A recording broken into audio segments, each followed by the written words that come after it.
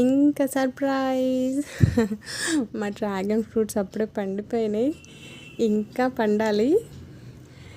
వాటిని ఎదురు చూస్తూ ఉన్నాను, వాటిని ఎప్పుడెప్పుడు టేస్ట్ చేయాలా అని. లాస్ట్ టైం వీటికైతే ఒక 10 కాదు, ఒక 15 కాయల వరకు వచ్చాయి. చూడండి, అన్నీ చక్కగా పండిపోయి ఉన్నాయన్నమాట. వీటిని కూడా చక్కగా ఒక 4 డేస్ తర్వాత హార్వెస్ట్ చేసేయాలి.